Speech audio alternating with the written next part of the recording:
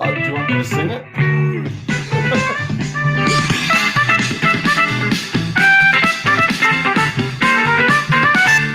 It's time for leadership and laughs with Pete and Ryan.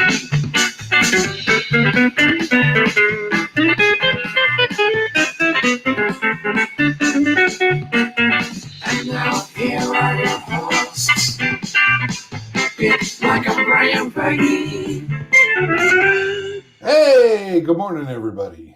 Hey, everybody. Good morning. Thanks for joining us today. Looks like we've got a few people online. Sherry has joined us. Glad to have you. John is here. And just thanks for joining us for our weekly leadership and laughs. Brian, this is episode 12, buddy. Episode 12. That's almost three. That's 3 full months. A whole dozen of these, huh? Not quite a baker's dozen, but an exact dozen.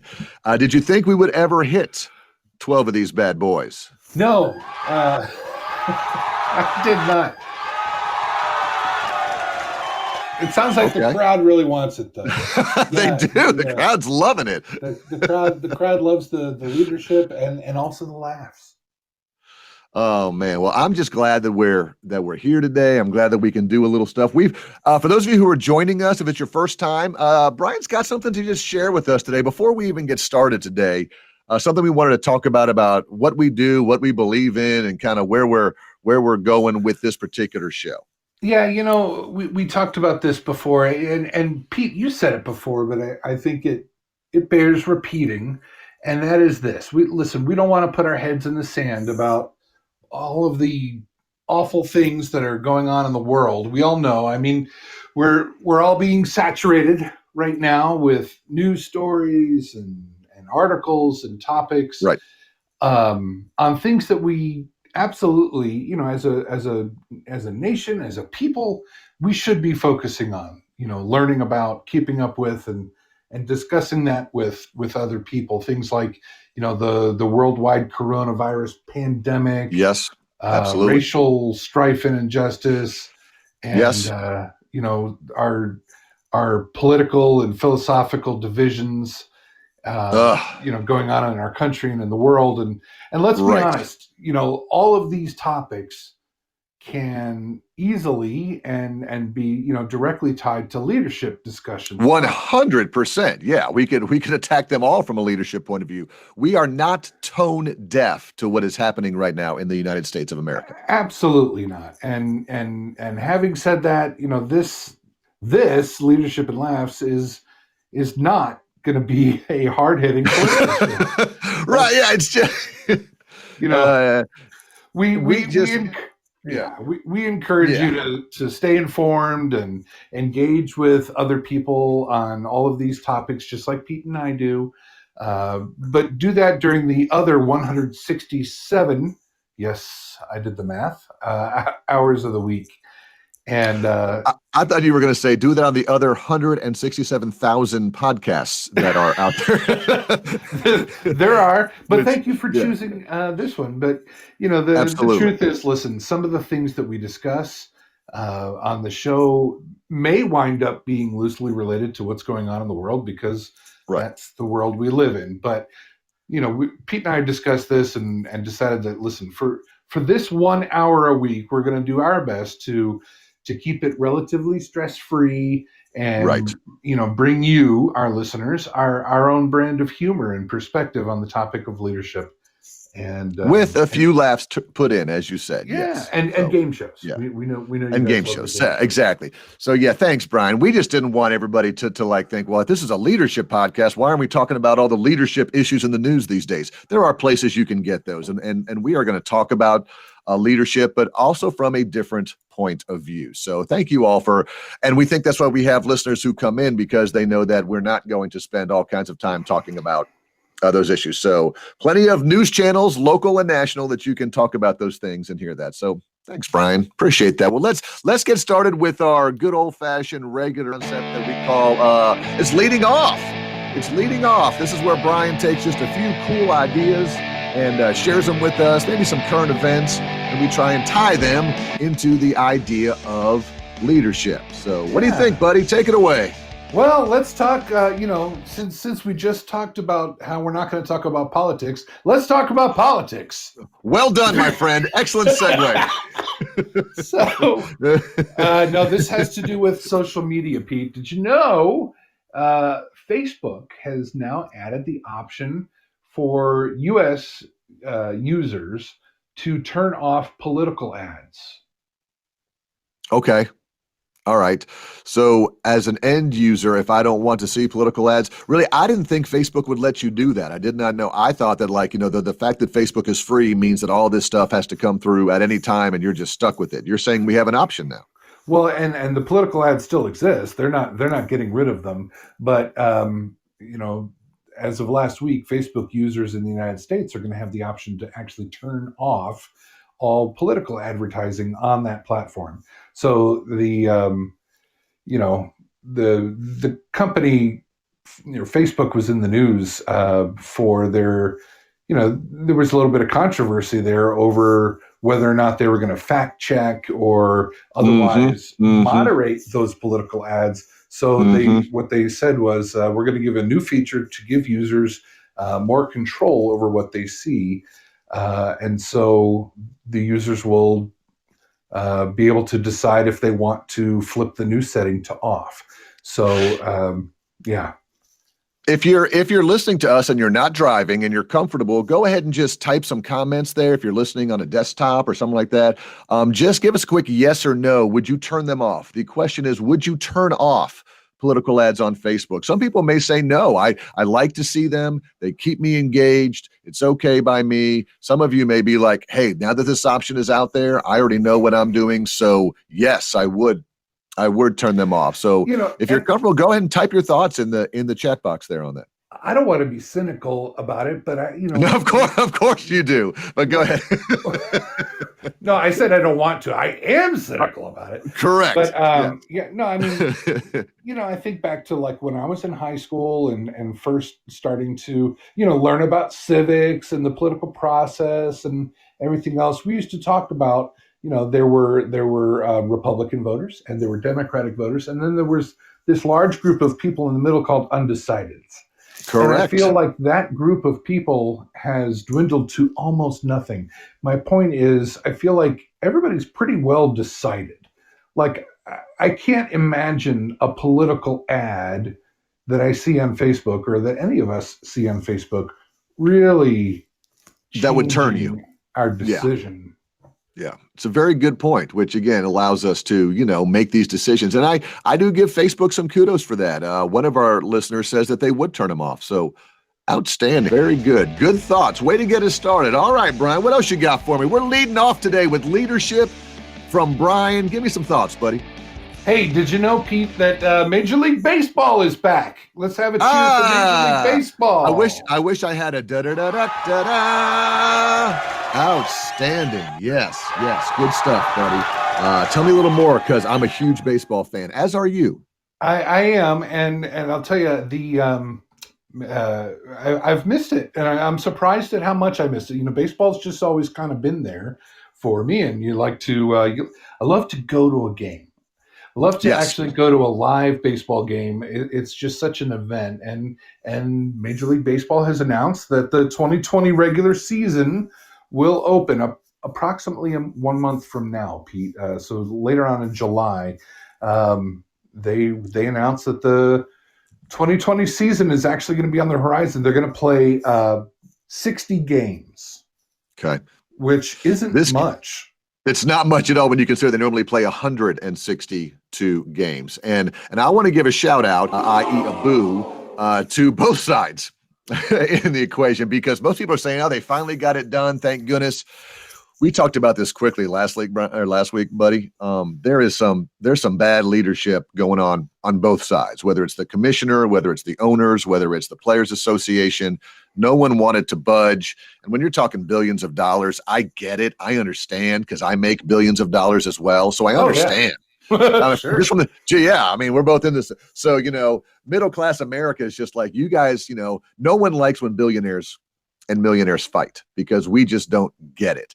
So I'm glad that they've come to an agreement, but I also wonder what type of long-term ramifications this is going to have. Brian, do you think you'll have any players who are sitting out? Do you think you'll have anybody who says, you know what, it's only 60 games. I don't want to get injured. I'm not even going to play. I mean, is that even a possibility? I imagine it is, just based on the fact that there are so many, players. Crazy. If they're, and like you said, they're, the players are going to receive a prorated salary. And, right. I saw that the lowest paid person is going to get paid $285,000. Now that's the league minimum. And that's all. So when we think about that, but the irony is they've already gotten that money. So at the beginning of the year, they got paid $285, and now they're being told, okay, now go play 60 games. There's a mental block there, like, well, you've already gotten your money, but now you're playing and all that stuff. So for $285, most of us would say, I'll go play. I'll go play baseball for $285K. But there's going to be a lot of back and forth. I look forward to seeing what happens with that. I hope you have more for me, buddy. I hope you have one more leading off. Sure. Yeah, let's You want me to stop the music? Okay, I'm sorry. Yeah, let's talk about small talk, Pete. Okay. Yeah, this is what you and I do on the show, so we're quite good at small talk. That's what we do in our life. Right. Yeah. In a recent study that was led by Rutgers University and the University of Exeter Business School, the researchers have found that exchanging pleasantries at work has what they call an uplifting yet distracting effect on employees, with positive findings outweighing the negative findings. So they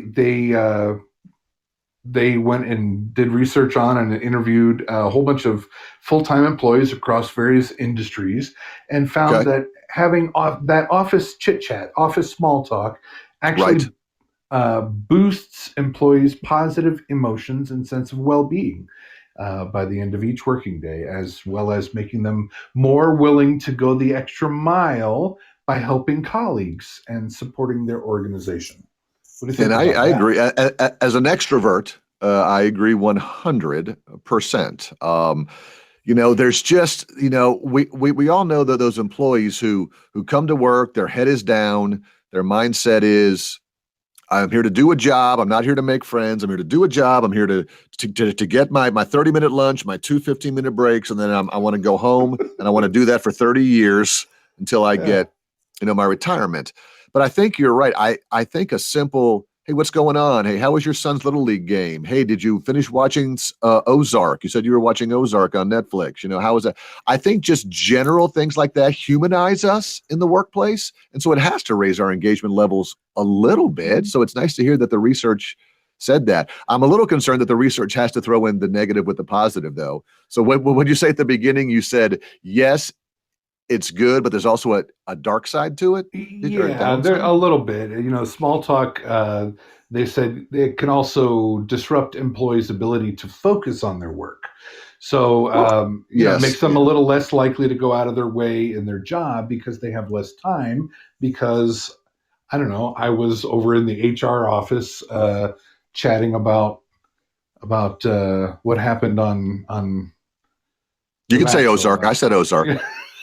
Do you even watch Ozark? Reminded me of. Do you remember? So everybody knows, you and I used to work at Walt Disney World a long time ago, and give yourself a bell. And absolutely, there you go. And one of the things that we used to do, one of the things that they had for their cast members or employees, was a volleyball league. Do you remember when we used to play softball and volleyball? I do.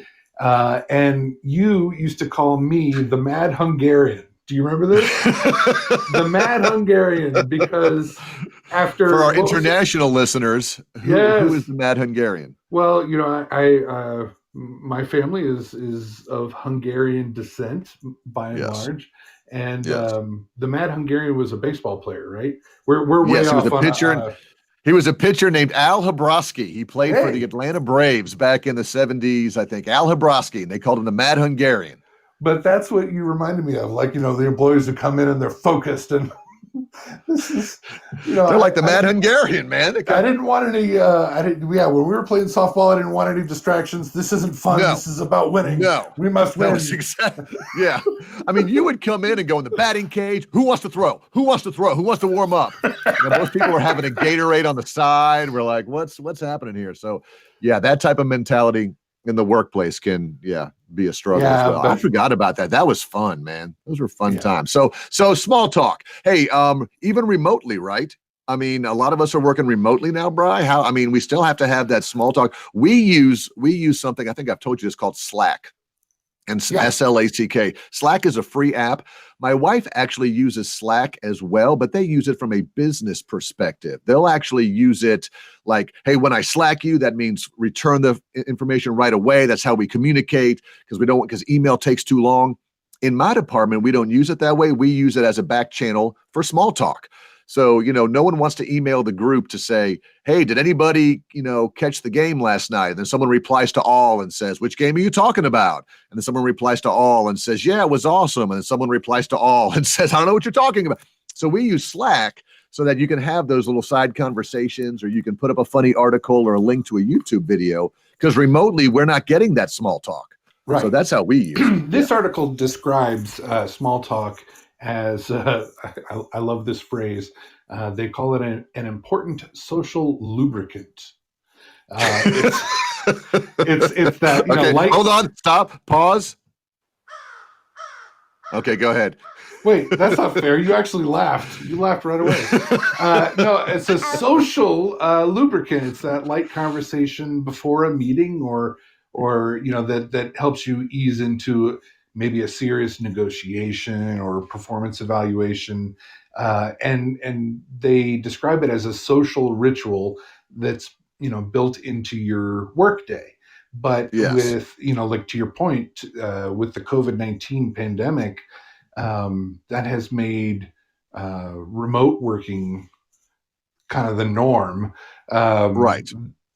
The loss of that social ritual has had a profound impact, I guess, on you have to have that. Yeah, that's a no-brainer. You have to have that. Yeah. So just find a way to make it happen, buddy. That's what I say. So anyhow, all right, good job. Let's go. Oh, mercy. Mercy. That's some powerful music, buddy. That's ominous. That is ominous, because it's time for the show where I find some stuff to share with you that managers, leaders, or just human beings have done that are going to make you ask the world famous question, they did what? Nice. All right, Brian, let me take you. Didn't even hurt my voice, Pete. I'm so glad. Let me take you to Springfield. I think it's Springfield, Missouri. I'm not sure. Brian, you ever robbed a bank before? Oh, yeah. Okay, not today, not this morning already, but sure. I don't know why I always hasn't robbed a bank, Pete. I always find articles about people who rob and steal, and I'm like, we could do that. This is so simple.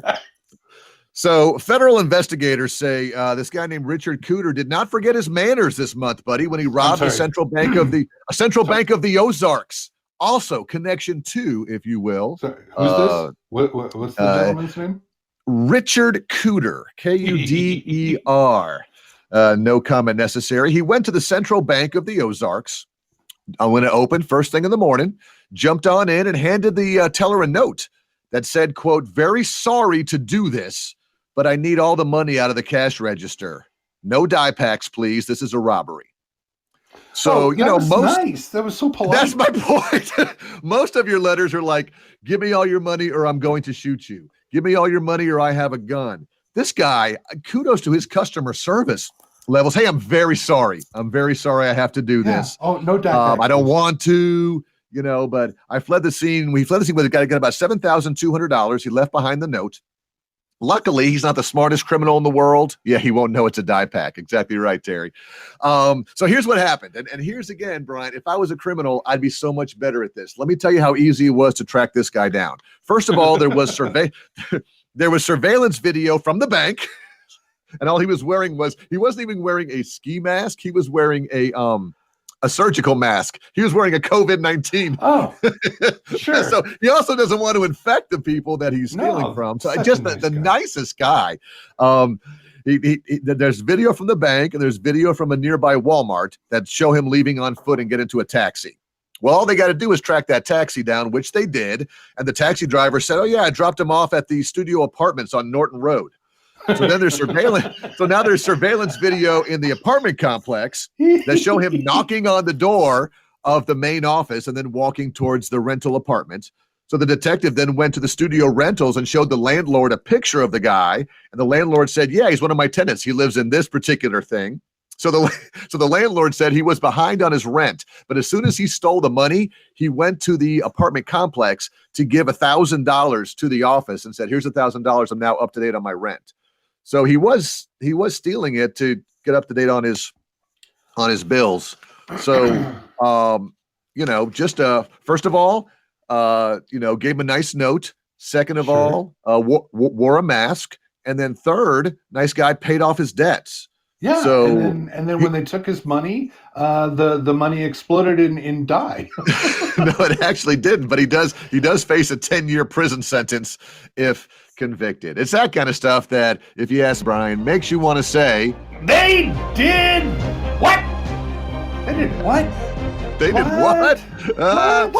What? All right, Brian, have you heard about the Segway? I don't mean the witty interactive banter that you and I use in between shows. I mean the Segway, Segway. Put in the comments if you've ever ridden or rented or own a Segway. It is a two-wheeler that is very popular. Brian, you ever been on one?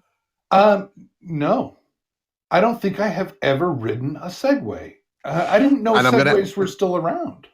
Yeah, they started in 2001, and the Walt Disney Company used them at Epcot in their Epcot theme park when they became popular. If you went on a tour of World Showcase, which is all the countries before they opened, you would pay a certain amount of money, but rather than walk from country to country, you would all join Segways. We did it once as a leadership team retreat, and we must have not been working together at that time. It was really awesome. I mean, it takes a while to learn. Did you ever see the movie Paul Blart Mall Cop? I have never seen the movie Paul Blart. Are you serious? What is wrong? Audience, type in, have you seen the movie Paul Blart Mall Cop? Is it worth seeing? Is it good? Oh, my word, James, yes. Right? Oh, my word, yes. It is a if you like Kevin James style humor, it is a classic. But real quick, here's the story. And this is what makes me say they did what? It's ending. The company is going out of business. It was launched in 2001. It's a self-balancing vehicle, and it's supposed to revolutionize. It was supposed to revolutionize personal transportation systems. Revolutionize? Yes. Hey, we'll just edit that part out. Some cities bought them for their downtown touring districts, and they had a few accidents. Believe it or not, Brian, the inventor of the company died in 2010. Not the inventor, but the gentleman who bought the company in 2009. He died while riding a Segway. Oh my gosh! He was one of the only deaths ever. But he was riding on his property, and he lives on a very hilly cliffside.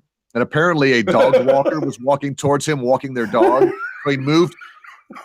I know. So he moved the Segway to kind of get around him, but he lost control of the Segway and went over the cliff and died. So he was a self-made millionaire. That's terrible. Who died. I mean, it feels awful. But anyhow, my point being, if you wanted to buy a Segway or you wanted to get one used or whatever, they're going out of business. And I love them, and I don't know why they're going out of business. So again, that just makes me want to ask the world question.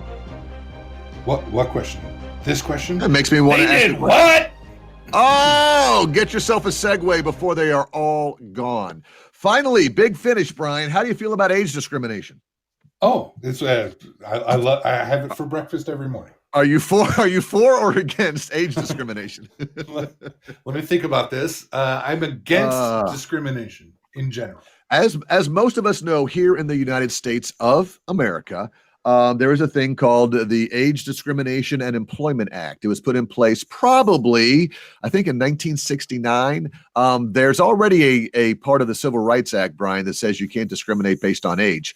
But some of our HR listeners will know there's a separate a law in place if you're over 40 years old, saying you cannot discriminate, you cannot base your hiring practices, you cannot fire people based on the fact that they're over 40 years old. So once you hit 40, there's this protection in place in the United States that you can't be fired because the company thinks that you're old. It's a well-known act. It's out there.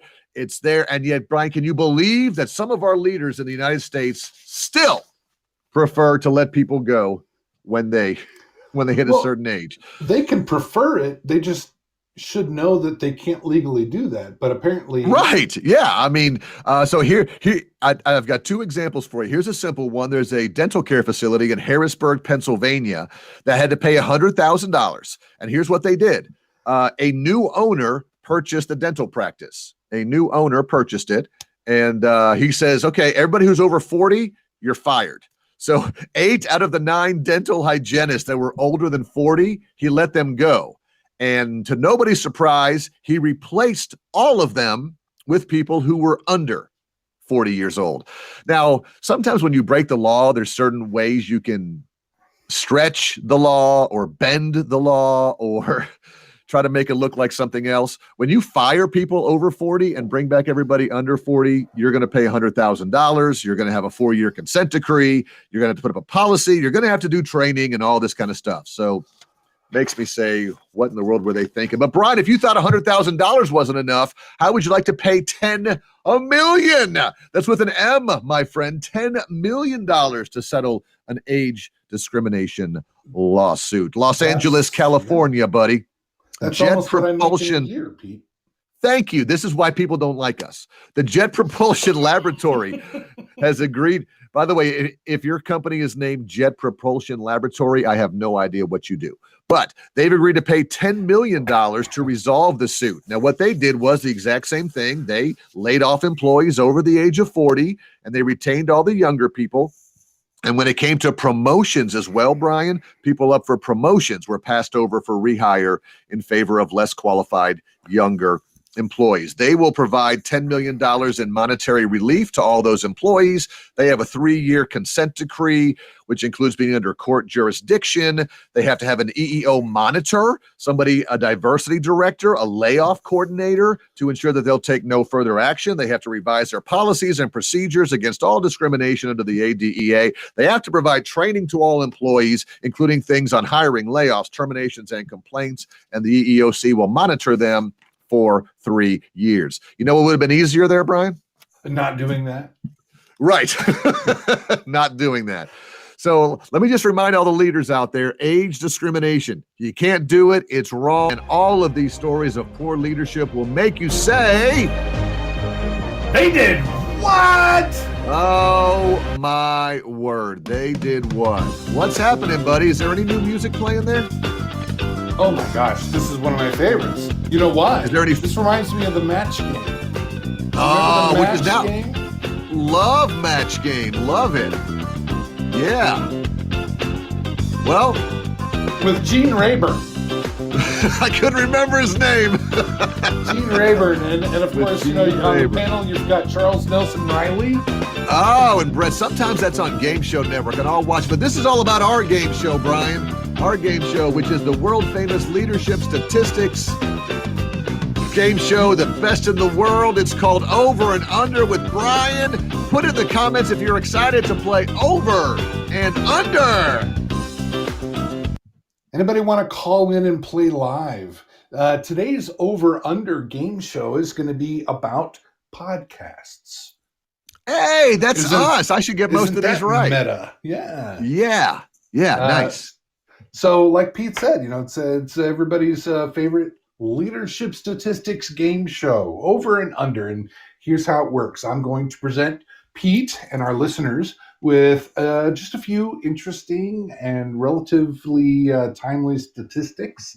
And you're going to have to decide if the actual number is over or under the number that I give you. So, you know, Pete's hearing this for the first time.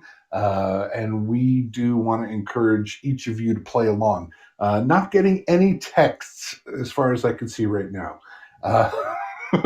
Um, play the crickets. You got one from me, buddy. There we go. There we go. All right. Well, let's just get started. You and I will play. People can jump in as they want. All right.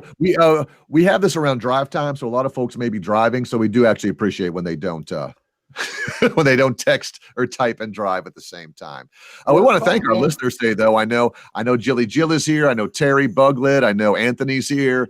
Sherry's on. We've got John, our regular listener. So we appreciate y'all. Thank you for making this hopefully one of the best hours of your day.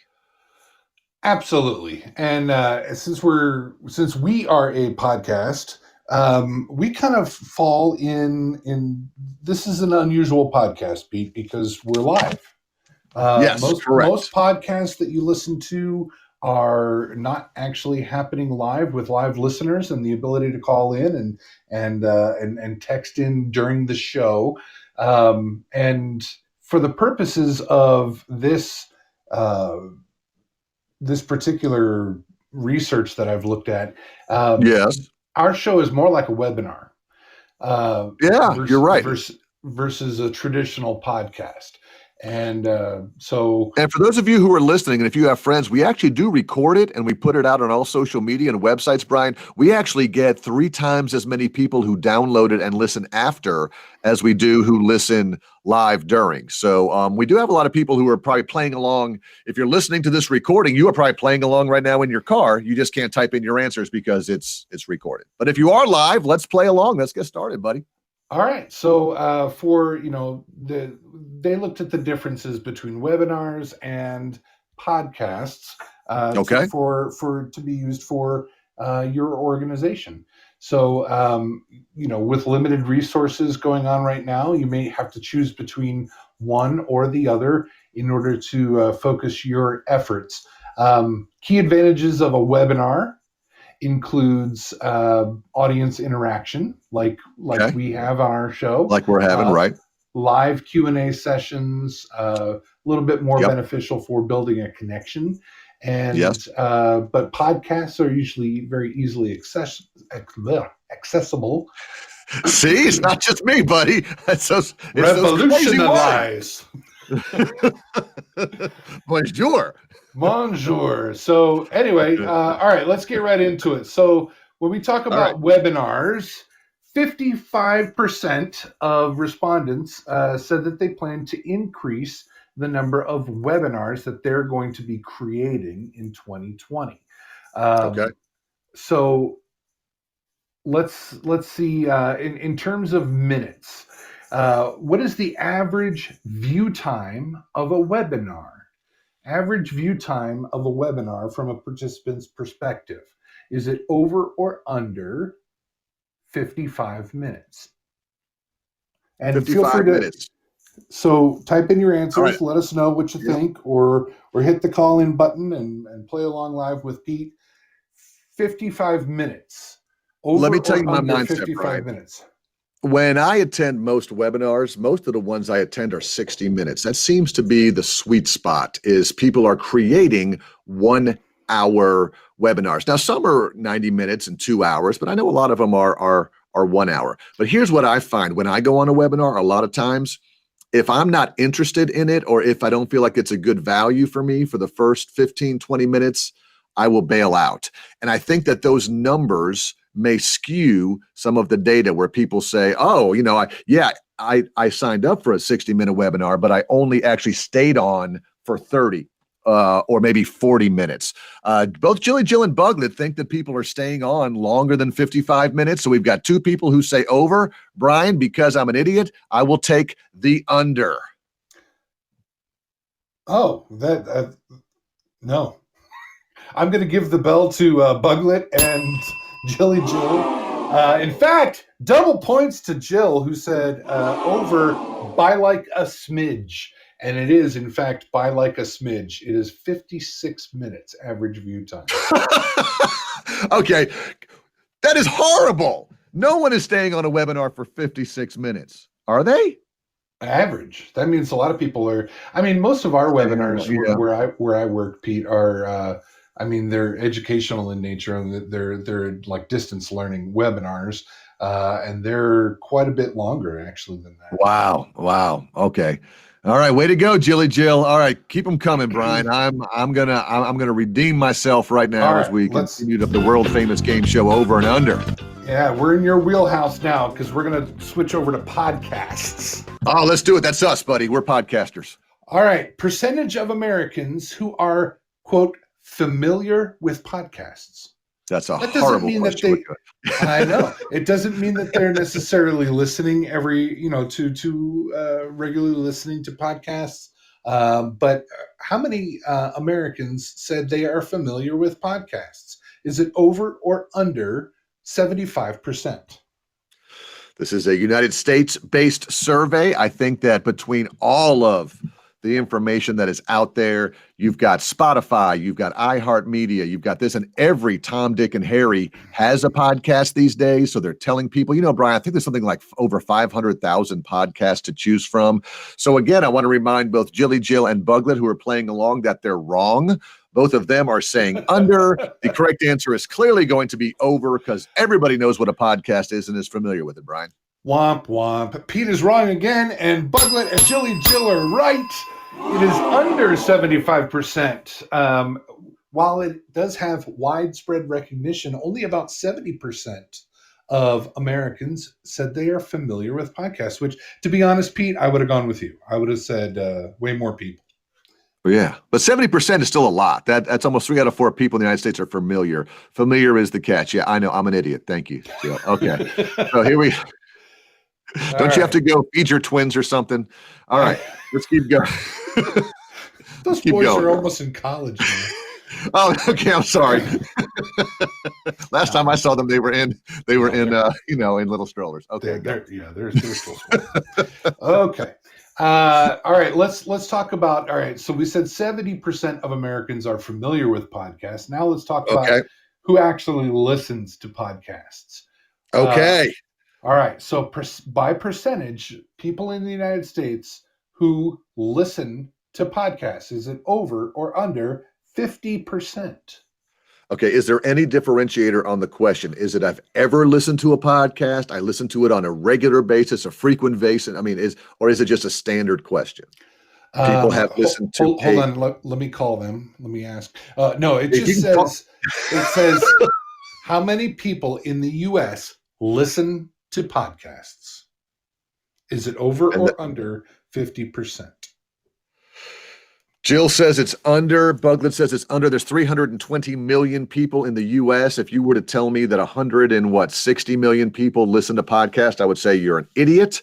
So I will finally go with them because they are both 2 for 2, and I will take the under. No, everybody's wrong. It's to quote Jill, it's over by a smidge. 51%. About 51% of people in the United States listen to podcasts.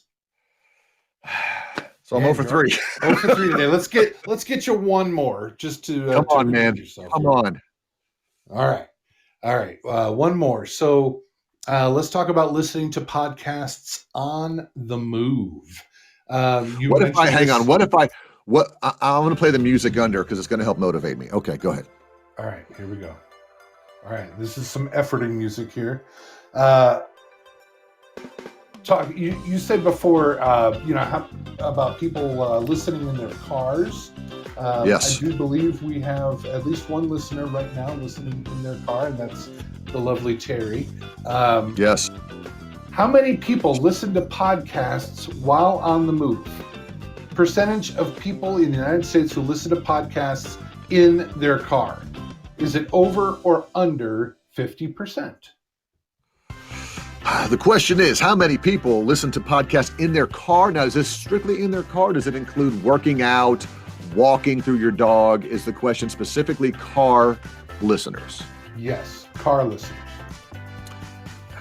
What percent of people have we moved on to the is this the parade music? Is it really?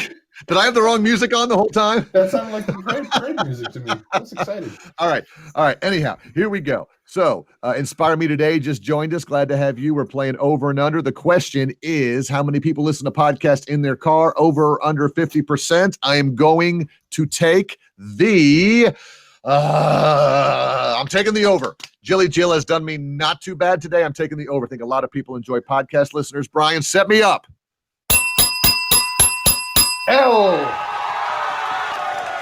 Well done. Yeah, 65% of people in the United States listen to podcasts whilst in their cars.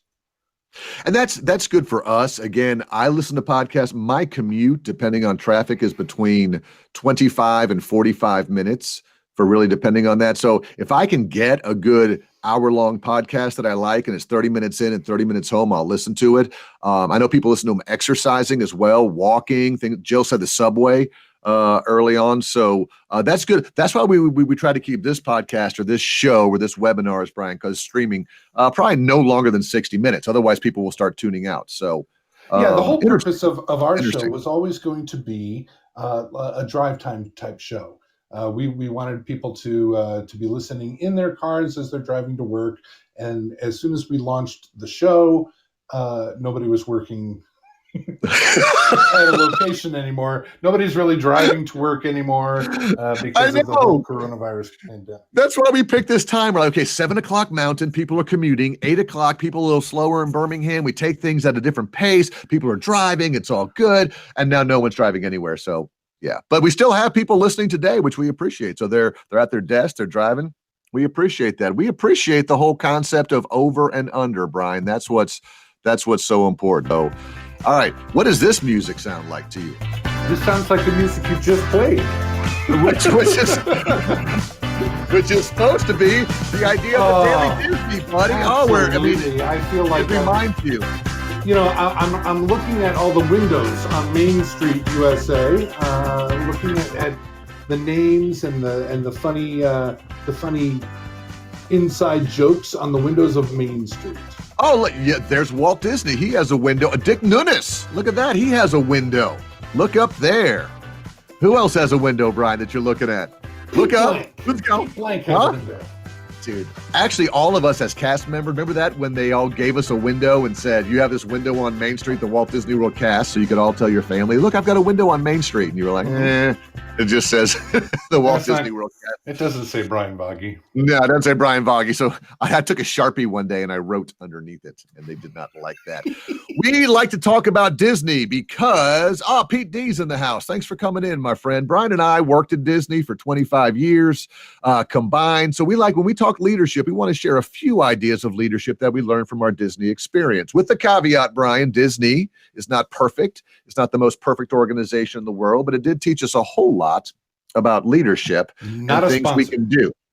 Absolutely. Not a sponsor, but we love them and we think they still love us. And I want to talk today about one of our great leader strategies, Brian, which is called Make Dramatic Leaps in Guest Service. This is great leader strategy number 4, make dramatic leaps in guest service. Now, for those of you who are listening, you kind of stand back and say, well, why is that a leadership trait? That should be a frontline employee. You know, frontline cast members are the ones who give the great customer service. Why, Brian, does a leader have to do that? Well, the whole point of this being one of the great leader strategies is if you don't think that you're a role model for exemplary guest service and for cast service, you've got to show the employees how to give great. So those of you who own your own businesses, those of you who own your own companies or you work for an organization, you have to really be out there as a leader showing your cast members and your employees what great guest service looks like.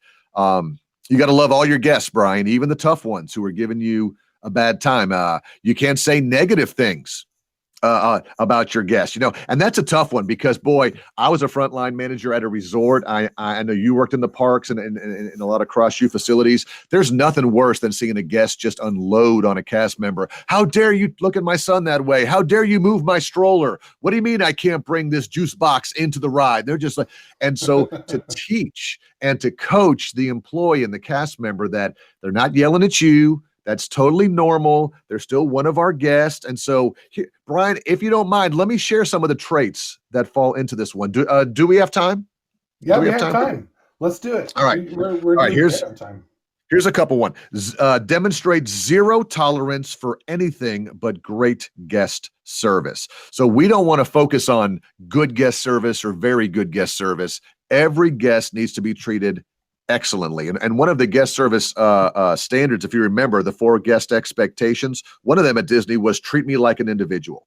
So the whole point is every individual needs to be treated like they're the only one in the park with their own issues and their own stuff. So again, teaching that attitude and teaching that sort of how to read a guest to the frontline employees, to the cast members is extremely important. It is, and a lot of guests at Walt Disney World do think that they're the only person in.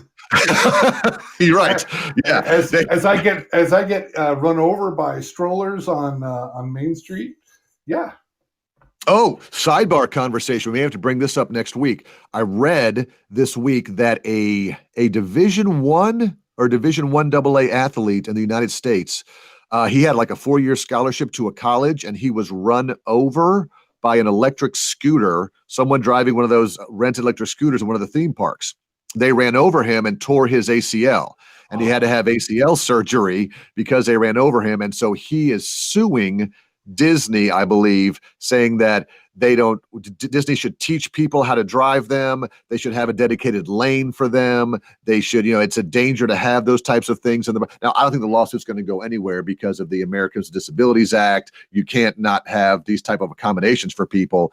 So who knows what will happen. But yeah, when you talk about stuff like that, yeah, I mean, part of you as the cast member wants to tell that person, look around, be careful. But you can't say things like that. I'm sorry. We apologize. That person ran up. Have you ever been ran up on your ankles by a stroller or an electric stroller? Yeah. Many times, but I've never torn my ACL. That bad boy hurts. Here's another one, Brian, and this is going out to everybody out there. One of the most important things you can do is to make time in your calendar for what Disney calls in-costume experiences.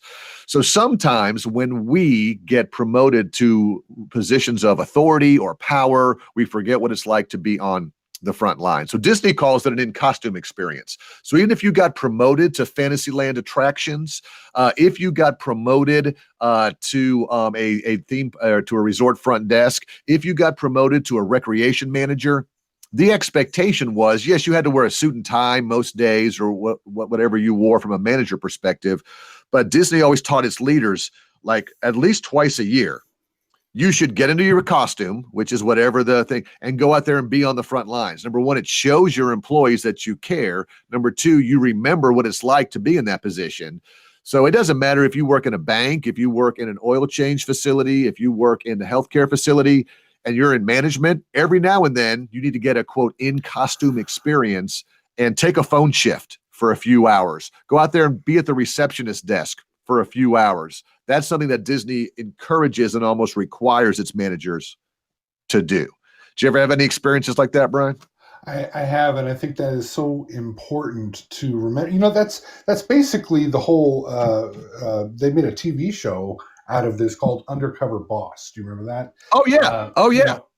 And I think that as a leadership strategy, that's really, really important to, like you said, remind leaders what it's like to be on the front lines and what the cast. Sometimes, boy, we talked last week about something that Disney does called a cross-U or cross-utilization. Yes, that is correct. I looked forward to that all the time because we had for most of my career there at Disney, I worked behind a desk. I had a desk job, and gosh, I always loved to get out and actually, put the costume on, put the whatever the dress was. And when we say costume, we're not talking about the Mickey costume, the Goofy costume. No, come on. Thank you, Brian. The actual, give yourself a bell. The actual costumes we're talking about is what we call uniforms. That's just Disney speak for uniform. Yeah. So just want to make sure you all don't think that we're out there, doing that.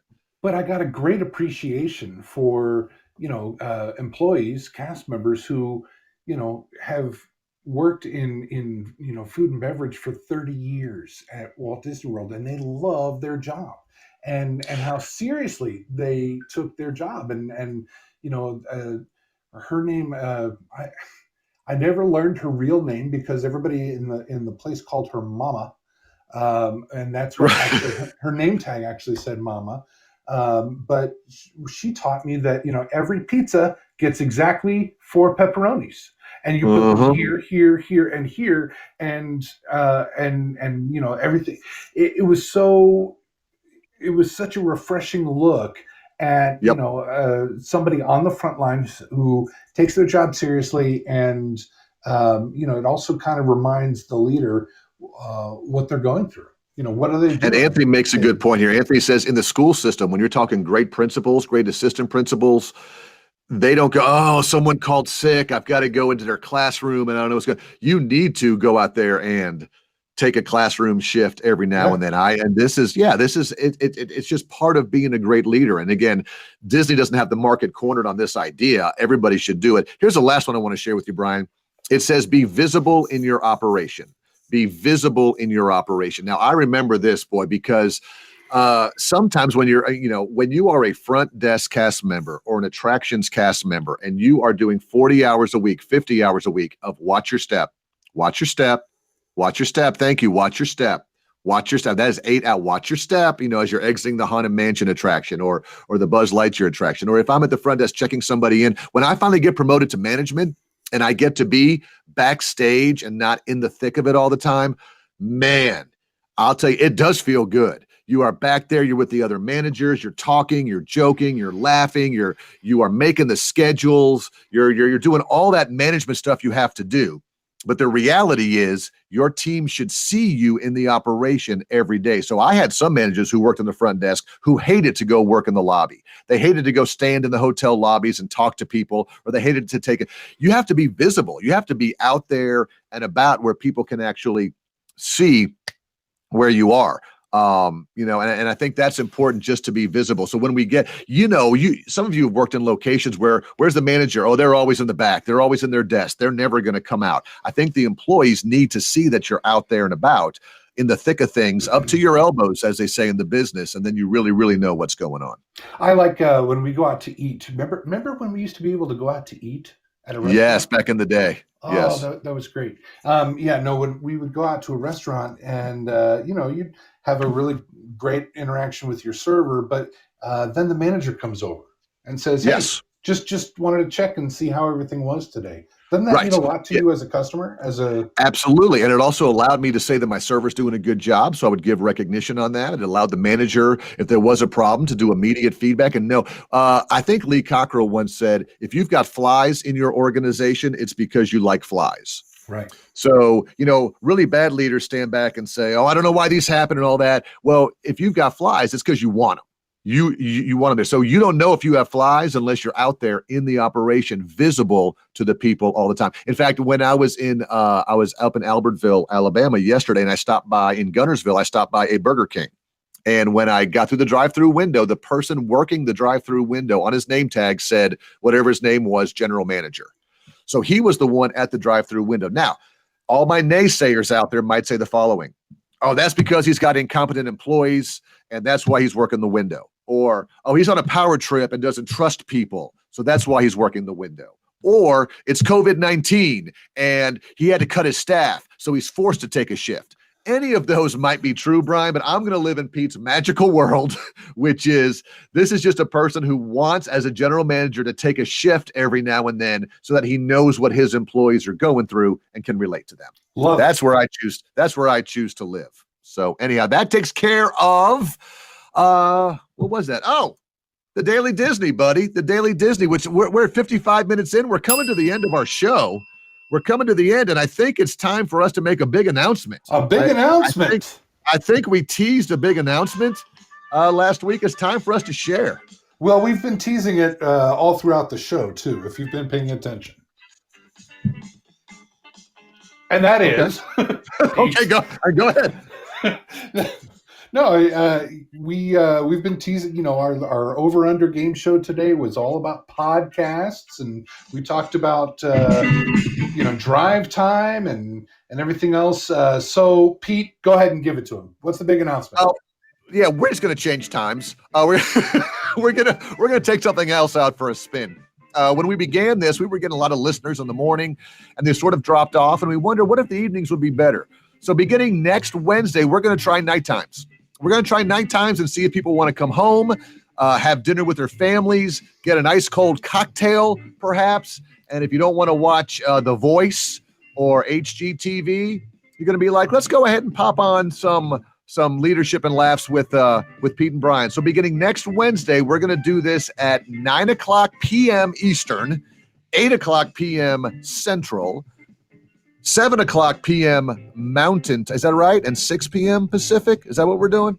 6, 7, 8, You're 9. doing Yep. it. That's it. You're doing it at 7 your time. I'll be doing it at 8 my time. And we may lose a couple of you who are like, I ain't listening at that time. We might gain a few more, but it'll always be recorded. So nothing is permanent in our world. But if you want to join us next week, we're gonna go to. We've been promoted, Brian, to the evening shift. Yay! Hey! So anyhow, we'll put that notification out there. But until then, just we got some new listeners today, buddy. Anthony was on with us today. Pete D joined us. Thanks for having you join. Tell your friends, share this podcast if you don't mind. Let people know about it. Brian, do you have a closing "Did you know" for us today? Did you know? No, it was about the podcast. Did you know next week we're going to be on in the evenings? In the evening. That is awesome. That is awesome for you to share. So again, thanks to everybody. Thanks to all our listeners. It's been a good show today. And we will talk to you next Wednesday night. Thanks, Brian, for being here, buddy. Yeah. Everybody be kind to somebody this week. Amen, brother. See y'all later.